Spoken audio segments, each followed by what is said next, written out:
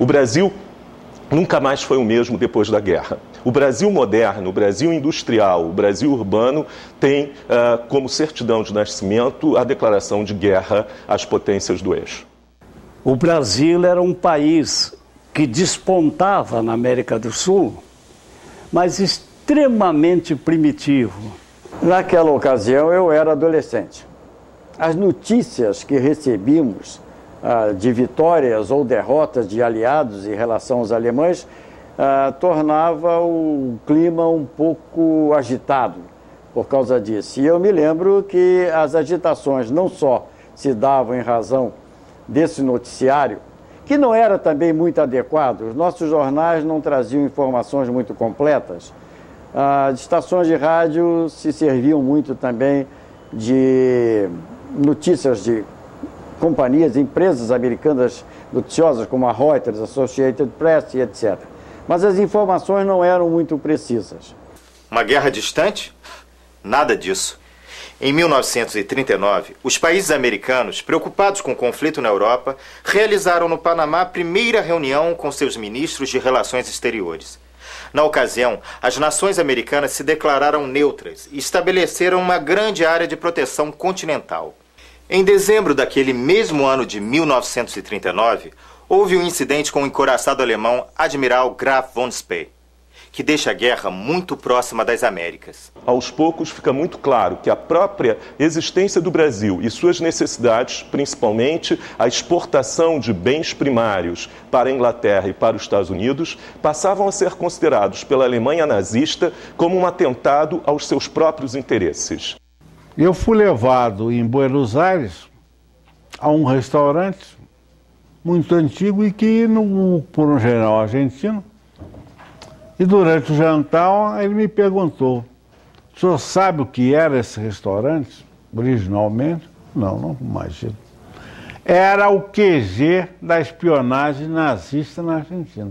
Aqui funcionava um quartel-general com rádios para tudo. Nós sabíamos, mais tarde viemos a saber que muitos navios argentinos acompanhavam os nossos comboios e denunciavam a rota. 18 de maio de 1942, um submarino italiano chamado Barbarigo, comandado por um capitão de corveta italiano chamado Enzo Grossi, atacou o navio brasileiro comandante Lira ao largo do Ceará. 4 dias depois, no dia 22 de maio, um avião desses dando instrução em cima do mar, avistou um submarino. Coincidentemente, era o próprio Barbarigo que havia atacado o comandante Lira e atacou o submarino. Este ataque, então, no dia 22 de maio, foi o batismo de fogo das Forças Armadas Brasileiras. Documentos recentemente descobertos no arquivo da Marinha de Guerra Alemã, a Kriegsmarine, em Berlim, revelam que Hitler planejou detalhadamente, documentos com sua própria assinatura, um ataque fulminante contra o Rio de Janeiro. O torpedo bateu a ré, a meia nau. O navio adernou. E foi indo. Ele levou 13, por incrível que pareça, 13 minutos para ir ao fundo. Até que nós conseguimos olhar uma baleeira e vimos chegar o Araras. Aí disse: não, vamos para o Araras. Quando ele disse: vamos para o Araras, ele deu um grito e sumiu. O tubarão levou. Interrompemos a nossa programação para uma notícia de última hora. E atenção, o Brasil acaba de declarar guerra às forças do eixo.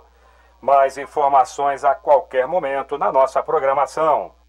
De repente, sem mais essa nem aquela, o Eleazar virou-se, parou a orquestra, virou-se para o público e declarou: o Brasil acaba de declarar guerra às potências do eixo. E no dia 23, eu como tenente fui para o mar, num contratorpedeiro construído em 1908. Até 42, época da neutralidade do Brasil na guerra, os pioneiros aviadores de patrulha se arriscavam mar adentro em monomotores sem radares e com baixa autonomia de voo. Os pilotos executavam manobras simulando ataques aéreos aos U-boats alemães. Um blefe aéreo que deu certo muitas vezes. Os submarinos se viam obrigados a mergulhar e perdiam os comboios de vista. Isso está provado em documentos encontrados nos arquivos dos próprios alemães. Então a guerra irrompe. E qual foi a nossa preocupação? A nossa preocupação foi garantir abertos os caminhos do mar. Quando nós tínhamos um contato submarino, a gente tinha que atacar imediatamente, mas desde que o submarino afundasse, mergulhasse ou fosse avariado e deixasse o comboio passar, a vitória estava feita. Era uma vitória que se repetia dia a dia, todos os dias. Não era uma vitória momentânea, era uma vitória de caráter permanente. Isso é que foi a nossa guerra de submarino. Tivemos notícias que submarinos alemães estavam desembarcando na costa brasileira, especialmente em Cabo Frio, e a tripulação alemã desembarcava e ia fazer compras na cidade como se fosse um turista comum. O que era um insulto para o país que estava em guerra já declarada com os alemães. Se o inimigo conseguisse bloquear esses caminhos do mar, aqui seria um caos, não teríamos nem querosene para lampião, não teria nada. E a única maneira de se defender tráfego marítimo, desde século XVIII, século XVII, é através do comboio. Comboiar, os navios virem, os navios mercantes em conjunto, defendidos por uma escolta de guerra. Porque o comboio agrupa navios mercantes com características distintas, né? Então tem que se acertar a velocidade de todos eles, tem que entrar num conjunto, né, constante. E isso era muito difícil. Quando eu vi, não tinha nada embaixo. Aí eu disse, virei o avião e estava lá um submarino. Ele deveria estar de binóculo ali, procurando o comboio que estava lá na frente. Quando ele fez isso, eu digo, agora não vai dar porque eu já estou aqui, né? Então eu cheguei em cima e passei muito baixo em cima dele. O Ângelo, que estava lá no nariz de vidro, veio correndo e disse, vai bater! Eu digo, deixa eu bater, né? Lancei minhas bombas, recuperei, fiz a curva para ver o que estava acontecendo, mas a minha tripulação já estava aos berros lá dentro. Porque não tinha como errar, eu quase bati no submarino. Eu cheguei a ouvir 4 disparos e já o 5º disparo foi uma explosão. Explosão muito violenta, sacudiu o navio todo. Ora, o quadro em volta era dantesco. Havia vítimas de toda maneira que pode ser imaginada, compreende?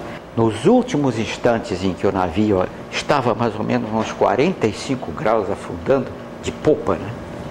O Cabo Pereira, uma pessoa já de certa idade da faxina do mestre, estava abraçando a saia de um cabrestante, não tinha ferimento algum. E os companheiros insistindo a ele, vamos pular na água, vamos pegar uma balsa, etc. Não, eu quero ir com o meu Bahia. A viagem da nossa tropa para a Itália, primeiro escalão, então, foi muito apavorante, porque nós estávamos cercados de submarinos por todos os lados. Em fins de 1943, o italiano da Sicília viu desembarcar em terras italianas soldados aliados. Aí a Itália desmoronou, porque Mussolini dizia, jamais um soldado aliado pisará em território italiano. Naquele dia, o povo italiano desmoronou, aí começou a resistência dentro da Itália. Vou lhe dizer, se eu disser que eu não tinha medo, vou mentir. O soldado vai para onde o comandante manda. E a gente vê os companheiros avançando, a gente também tem que avançar. O senhor não pode demonstrar medo, porque senão os outros também não vão, não é? Ele volta para frente e se junta ao tenente. Mas aí ele tinha perdido totalmente a sua capacidade combativa. e foi mortalmente atingido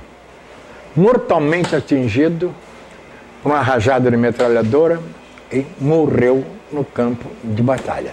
Mas esse caso me tocou muito porque o sargento em questão era o meu sargento auxiliar.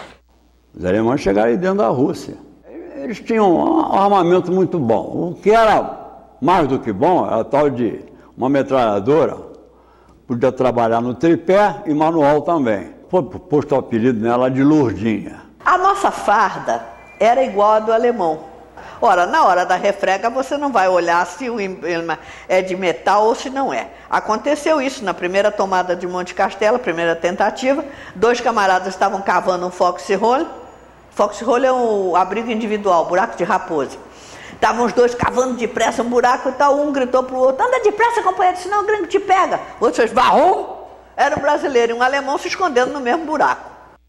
Foi uma ação que eu livrei 22 pessoas de ter sacrificado eles. E me sinto um herói por causa disso. Eu fiz 94 missões de guerra e dessas 94 eu fui atingido 9 vezes. Eu nunca vi tanto tiro que eu recebi. Somente um tiro me acertou nessa hora.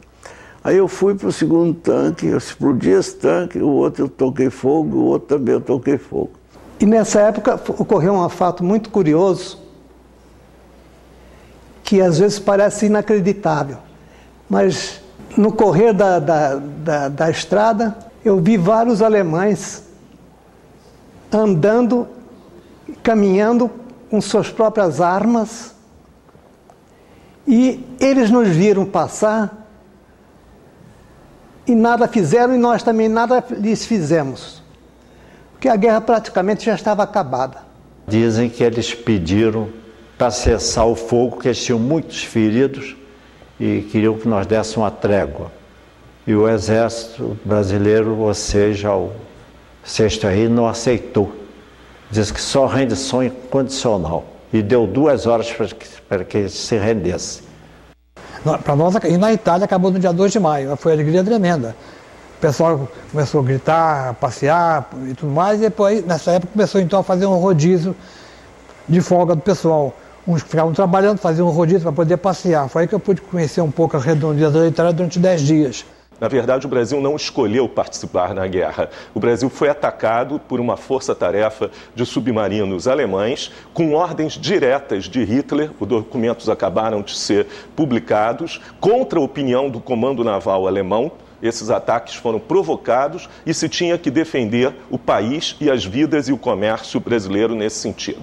Eu acho muito importante que se recupere essas informações sobre a Segunda Guerra Mundial, particularmente da atuação de nossos pracinhas do Exército, da Marinha e da Aeronáutica.